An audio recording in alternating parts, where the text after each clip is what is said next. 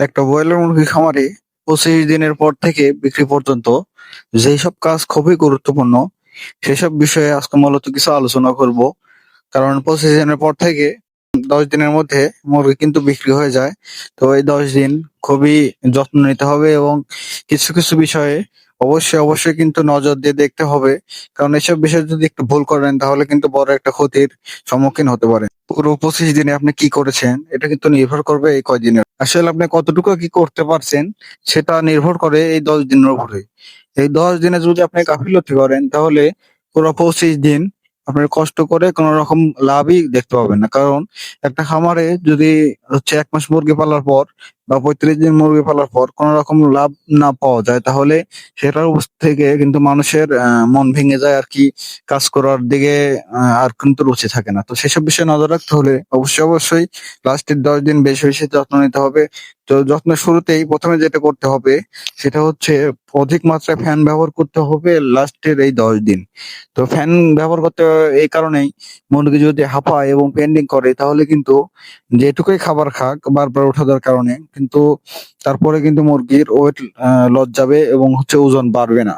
তো যদি খাবার খায় ওজন না বাড়ে তাহলে তো বুঝতে পারছেন লস যাচ্ছে। এছাড়াও আপনি একটা ময়লা পানির পাত্রে মুরগি কতটুকু পানি খায় এবং একটা পরিষ্কার পানির পাত্রে মুরগি কতটুকু পানি খায় এসব বিষয় কিন্তু আপনার নলেজ রাখতে হবে। একটা ময়লা পানির পাত্রে মুরগি কিন্তু তার মানে তৃষ্ণা মেটাতে যেটুকু প্রয়োজন তার থেকে বরং কমই খাবে। কিন্তু আপনার যখন দেখতে যাবেন একটা পরিষ্কার পাত্রে মুরগি পানি খাচ্ছে তখন কিন্তু তার গলাটা ভিজা, আস্তে ধীরে অনেক পানি খাবে এবং প্রয়োজনের থেকে একটু হলেও বেশি খাবে।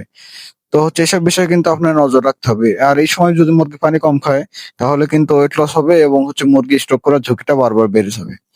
এছাড়া আপনার আরেকটা যে দিক নজর রাখতে হবে, মুরগিকে বারবার উঠাই দিতে হবে এর মানে এই না যে মুরগিকে বারবার বেশি খাওয়াতে হবে।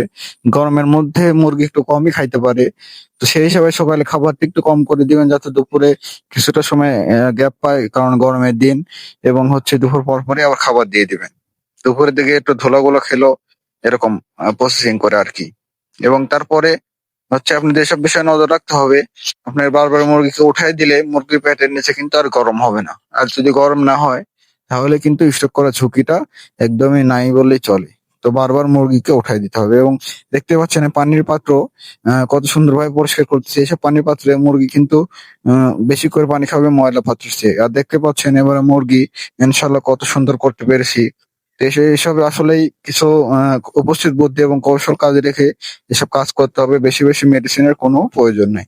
কারণ একটা খামারে অনেক মেডিসিনের দরকার হয় না, বুদ্ধি থাকলেই যথেষ্ট। তো সুপ্রিয় দর্শক, আজকের মতো এই ছিল। ভিডিওটি ভালো লাগলে অবশ্যই চ্যানেলটিকে সাবস্ক্রাইব করবেন এবং পাশে থাকবেন। ধন্যবাদ সবাইকে। সবাই